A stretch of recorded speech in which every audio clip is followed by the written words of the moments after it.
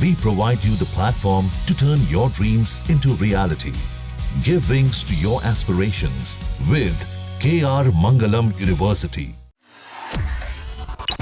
जहां एक तरफ पूरे देश में राजा हत्याकांड को लेकर गुस्सा है, आरोप लग रहे हैं कि सोनम ने अपने प्रेमी राज कुशवाहा के लिए अपने पति को मार दिया, तो सोनम के इस कांड के बाद पति पत्नी के रिश्ते को लेकर कई सवाल भी उठ रहे हैं। लोग कह रहे हैं कि अगर सोनम को किसी और से मोहब्बत थी तो राजा को डिवोर्स दे देती, कम से कम राजा की जान तो बच जाती।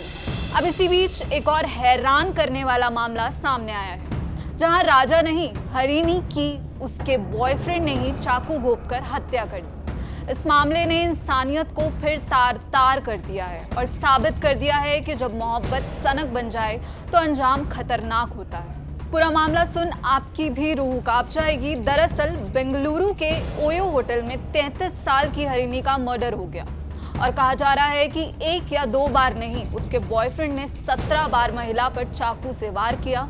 मर्डर होने के 2 दिन बाद इसका खुलासा हुआ। अब हत्या की हैरान करने वाली वजह भी सामने आई है।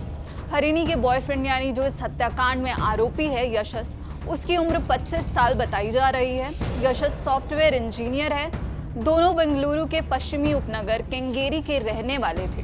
बताया जा रहा है महिला का बॉयफ्रेंड उससे 8 साल छोटा है और महिला शादीशुदा थी और 2 बच्चों की मां भी थी। हत्या पूर्णा प्रजना लेआउट में एक ओयो होटल के कमरे में हुई। सुब्रमण्यपुरा पुलिस स्टेशन में मामला दर्ज कर लिया गया है और इसकी जांच जारी है। पुलिस ने बताया 6 और 7 जून की रात को पुलिस स्टेशन में हत्या की जानकारी मिली थी। दोनों एक दूसरे को 1 महीने से जानते थे। महिला दोस्ती खत्म करना चाहती थी और खुद को उस शख्स से दूर करने की कोशिश कर रही थी। इसी गुस्से में आकर लड़के ने महिला की चाकू घोंपकर हत्या कर दी। फिलहाल आरोपी को गिरफ्तार कर लिया गया है। हालांकि ये पहला मामला नहीं है। हाल ही में कई ऐसी चौंकाने वाली घटनाएं सामने आ रही हैं जिससे पूरे देश को झकझोर कर रख दिया है, जैसे सोनम राजा रघुवंशी मामला और अब ओयो हत्याकांड। और अभी हाल ही में बेंगलुरु से एक घटना सामने आई थी जिसमें 28 साल के एक व्यक्ति ने अपनी पत्नी का सिर काट दिया और उसका कटा हुआ सिर लेकर बेंगलुरु के पुलिस स्टेशन पहुंच गया और सरेंडर कर दिया। पुलिस के मुताबिक शंकर को अपनी पत्नी के अफेयर के बारे में पता चला था। 3 जून की रात को शंकर अपने काम पर चला गया और अपनी पत्नी को कहा कि वो अगली सुबह वापस आएगा, लेकिन वो अचानक लौट आया और अपनी पत्नी को घर में किसी और शख्स के साथ देख लिया।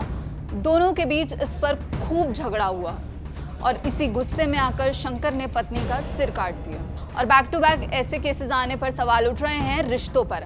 हालांकि अब बात सिर्फ रिश्ते की नहीं बल्कि उस गहराई की है जहां प्यार की जगह नफरत, भरोसे की जगह धोखा और साथ निभाने के बजाय रिश्तों को खत्म कर देने की एक सोच ने जन्म ले लिया है। ऐसी ही खबरों और वीडियोस के लिए जुड़े रहिए दैनिक जागरण के साथ।